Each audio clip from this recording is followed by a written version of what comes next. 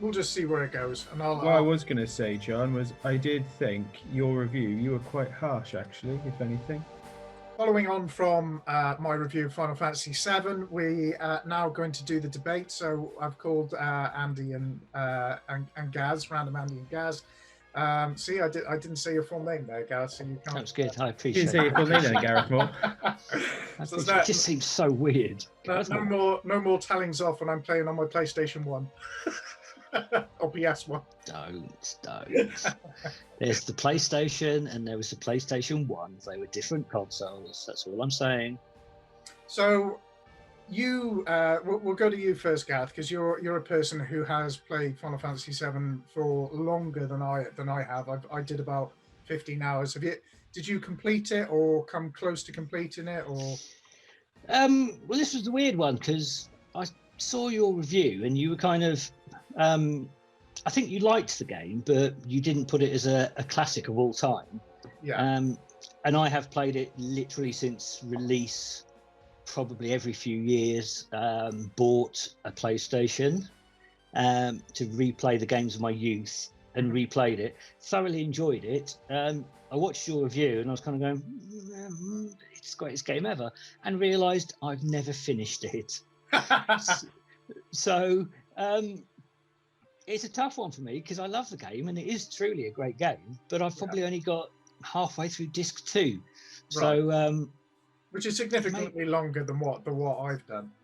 It is, but for someone that's played the game, when was it launched? 97? 1997, yeah. Yeah, for someone that's played the game consistently, I apparently have only played the first half consistently, never finished it. So I don't know, maybe what you said was right, that it has great moments, but it's clearly not held my attention enough to finish it. Where would you say that or where would either of you say that I was wrong? Stands out. It's a weird one again because I've played the original and we were playing. He's got a notebook. Jesus Christ! Oh, do you mean just for the game or just ever when I? Oh right, no, just for the game. All right. Here's Andy's PowerPoint presentation. I don't think you were wrong. I think it was your opinion, and your opinion was right of the game that you played. The game that you played was a remaster. I know you mentioned the graphics were good. That's because it's a remaster. The original, the graphics are shocking. Trust me. I think what I appreciated about it was the sheer scale of the game. Bearing in mind, if I'm not sure, you guys probably haven't played Final Fantasy VI or 5 for that matter. And while they are big games by Super Nintendo standards, they're not sprawling open worlds like Final Fantasy VII was. And that's where you have to take a step back and go, right, that is truly groundbreaking, you know? I think that's what I appreciated about it. So I jumped to 9 to do the hour, wasn't it? It was 9. Yeah. And it definitely has a different feel. Obviously, we're talking about 7. So in your review, I mean, I don't know if you can be wrong about this. It's a remastered thing, but a game throws on you twice in 2 big points. Can you really blame them for that? Could it be your computer? Well, it was on the Switch, so I would expect that something that has actually, I physically bought, I would expect to actually function correctly. Oh, is it download? Yes. Yeah, it's a proper downloaded paid for game. I've not. It's not like a ROM, emulated ROM or something like that. I didn't think you'd emulated it, but I just thought perhaps you had a disc and you were using one of your computers to capture it for the gameplay. But no, you download onto the Switch, so it shouldn't really be crashing, should it? And you were wrong. It wasn't 13 years. They have had 23 years to sort little things like that out. 23 years to make a game that doesn't crash. Well, you say they've had 23 years to make a game that doesn't crash. Having played it on the PlayStation and Xbox, I've never once had it crash on me. And do you know what? I 100% thought that was going to be the case because back in the day when people released games for and you couldn't do the 700 updates that we've got to have for every game that comes through now, they were right when they left, for production. Now, because you can retrospectively update stuff, I don't feel that people acid test this stuff as much as they used to, and that's why we end up with so many buggy games. And when the PlayStation, obviously I've just bought a PlayStation 5, 100% I know when it turns up, I'm going to plug it in, and the first thing it's going to do is probably have a 5 gig update. Yeah, certainly. You say it's not emulated, but the recent release of the Nintendo games for the Switch, I believe they're running on emulators. They're obviously Nintendo emulators for the Switch. Yeah. But so it's possible it's an upgrade of the game, but it is running on an internal emulator on the Switch, which might be the issue. Because I don't know about you, Andy, but I've played a fair bit on the Xbox now, and I've not had any issues technically. I've had issues playing the game. To be honest, I have had other games crash on me but it's been a disc. So I've sort of blamed it being it's a disc. I've been playing it for way too long or something like that. But I don't think it should be happening. So it's not what you expect from a remaster version. You've paid good money for it as well, John. Yeah. What were your other gripes with it, though? Well, my main gripes were on and I talked about several storyline plot holes that I found, like the Cloud being saved by landing on a bunch of flowers, which I in my mind I've got a reason for, but because I haven't gone any further, I don't know whether there is an explanation for that, and maybe Gaz can fill me in a little bit more on whether they actually do explain why flowers saved his life. I don't know. Is he a super soldier, healing properties, any sort of Wolverine? I think it's possibly because it's a video game and they can do what they like. I don't think there's a huge amount of reason in it. Let's be honest, at one point you're fighting weird motorbike creatures in the wilderness. So I was wondering whether, because this was my obvious solution to this problem would be the girl who he wakes up to is an ancient, and therefore you would have thought would have some kind of ancient-y magical powers. I just wish that they kind of hinted towards that's the reason why he survived, and not because the pansies that he landed on were particularly springy. Now, how do you know? Hold on. How do you know that he didn't come through the first level of the roof? Because you do go up there later on in the game. Yeah. That's where he actually landed, and she's brought him down and put him amongst the flowers when he wakes up. Oh, that's beautiful. You've assumed he's fallen on the flowers. Well, the thing is, even if he goes to the top of the amount that he fell, unless he went through the top of that building and then landed on a bed of springs, or I don't know, Scrooge McDuck's gold or something like that, I don't genuinely. There's no way that any human being should have survived that. It could be that they were spring flowers. Nuts. I think the real reason is because he's Cloud, isn't he? So he's just made of water vapor. Yeah, good work. I think we're possibly thinking this through too hard. Yeah, that wasn't any of my major issues. I thought I would sort of try and defend.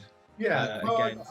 I think him falling through a roof and landing on flowers and surviving is slightly more believable than him having the ability to produce lightning, fire, freeze effect, and all the fact he can bring someone.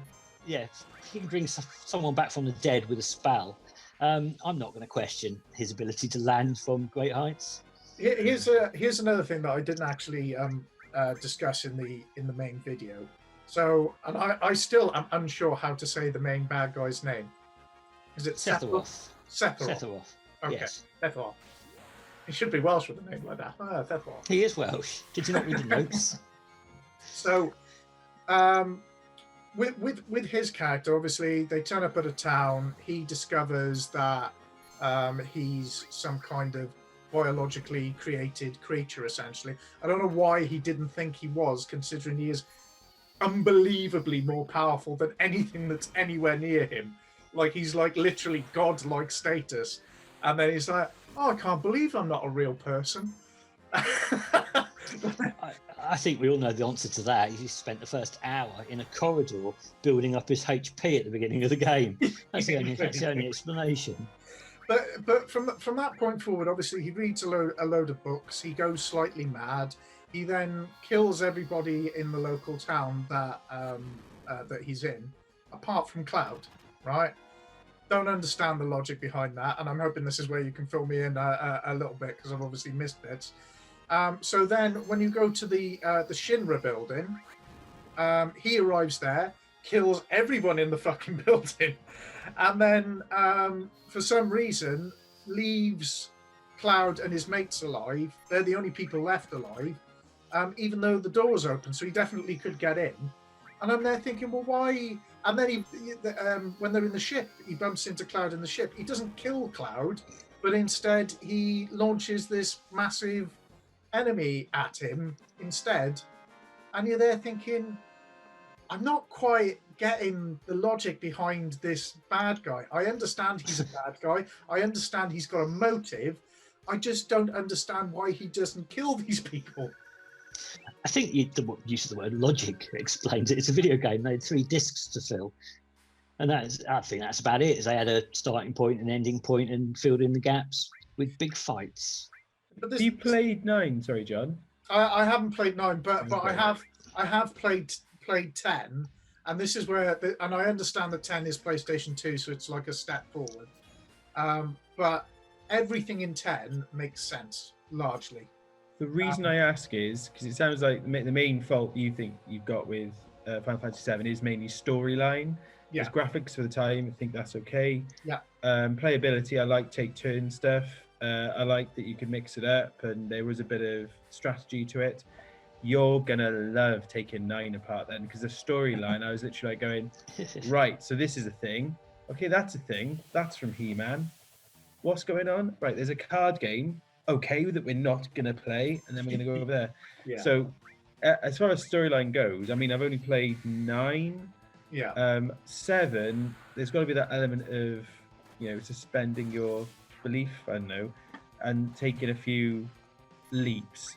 But I thought it was all right. I come to its defense on that, because otherwise Mario, he's a plumber. He goes down a drain. There are lizard things going on. You're okay with that. You love Mario. Yeah, that's a very good point. That's a very good. I think it shot itself in the foot in that 7 has got such a reputation and such a high standard. I think 9. If what you're saying about 9 is correct, I think it's going to be in for an absolute kicking, because I've played a fair bit of 8 so far, and so far 8 is. So there's going to be absolutely no excuse for 9 if it is as bad as you're saying it is. Graphically, I think it's definitely better. I don't know what it came out on, but obviously I did the hour and just went, what? So it's a bit bizarre. It actually looks like it's aimed at a younger audience, so I was a bit like, where's this going? So maybe I will try 8. Well, 5 is 7 is very, very dark, isn't it? It's quite, even aesthetically, not just dark in terms of storyline. And there's obviously a lot of blood in it, which is kind of unusual for Final Fantasy. And it's also very Japanese, but also the whole texture and color palette is also very, very dark, which I do like. I think the important thing is I don't dislike 7. I don't want to pretend. I mean, 85%. If I got 85% in an exam, I'd be well happy, I clearly do not dislike the game. It's just that because of its reputation, I'm comparing it to the other games in its field, and I find it a little bit lacking in areas. I think, having played it in '97 when it first came out, I think its legacy is the fact it probably was the first of a true JRPG that hit the West that was hugely successful. So it's got its faults, but I think the fact it was the first of that genre pretty much single-handedly brought JRPGs to the West is why it's held in such high regard. It might not be the best, but not many people played 1 through 6 to know any legacy. So when it came out, graphically, it was stunning, even though looking back, even the remake looks dated because it obviously is dated. But I know from playing it originally, it looked like nothing else, certainly on the PlayStation. It played like nothing else on the PlayStation. the scope of it was like nothing else. So I can't think of other games around that time. So I think the legacy of it and the way it's held in high regard is very much rose-tinted glasses, because it was the first, basically JRPG in the West to be successful. So it probably doesn't date overly well for someone that's never come at it before, but as someone who played it the first time round, it was literally a huge leap in what video gaming could be for the West. I don't know, presumably 1 through 6 had that effect in Asia, for want of a better word. Yeah, it's a weird situation with 1 through 6. I mean, we had over here, which I actually have a copy of. I was one of the people who bought it.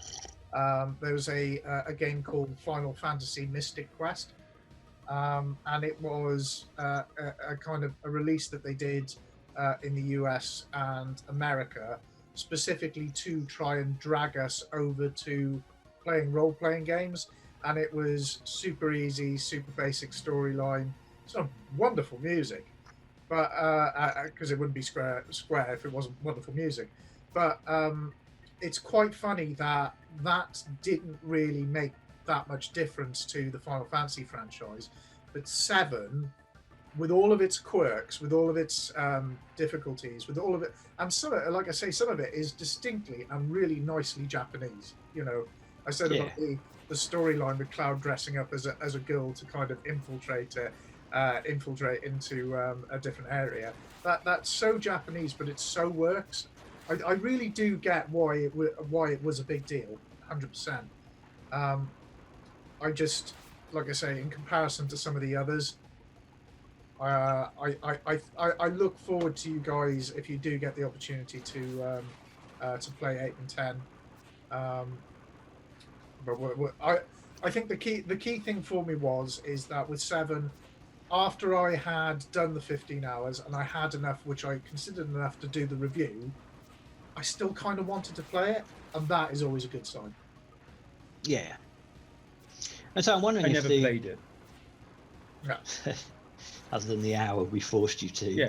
Well, no, but I think I might go back after, because it's sort of like, oh, this is quite good, turn-based mode. And I remember people talking about it at the time, and I sort of thought at the time, well, I got other stuff to be playing. I think because it was out on SNES, I was always Mega Drive.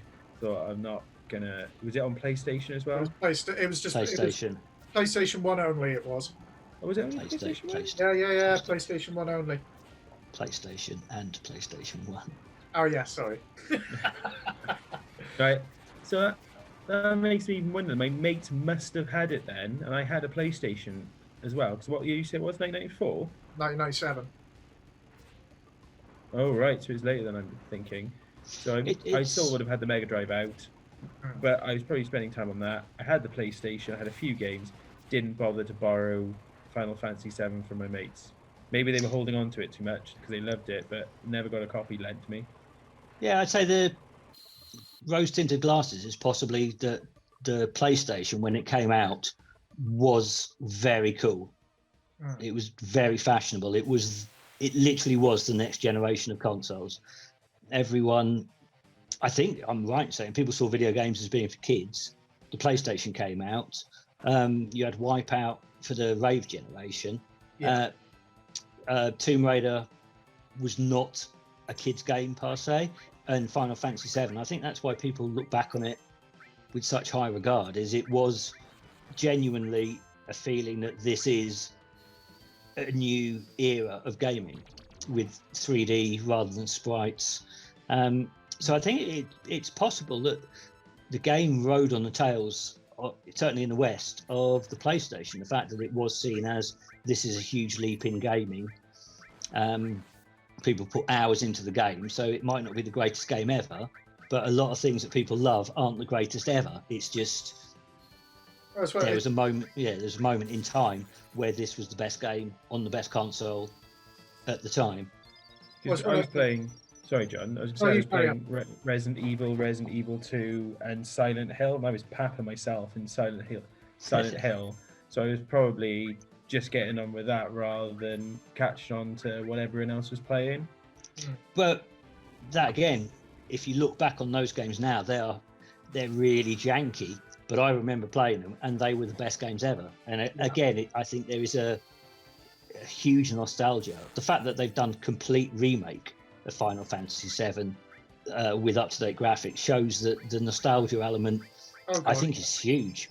And also the fact that they've re-released, they've done a lot of work. Final Fantasy VII remaster isn't perfect, but they having played it on the PlayStation, they've done a hell of a lot of work on it. Right. And there's obviously a market. They wouldn't have done it if there wasn't a market for it, and there clearly is, because we've all bought it and played it. So I think your review was very fair. It's not the greatest game in the world, but it is one that people hold in high regards because it is a part of their youth growing up. Well, it's such a time capsule of history, because I don't know whether you guys are aware of this. You may well be, you may well be not. But I mean, it's two of the single biggest mistakes in video game history.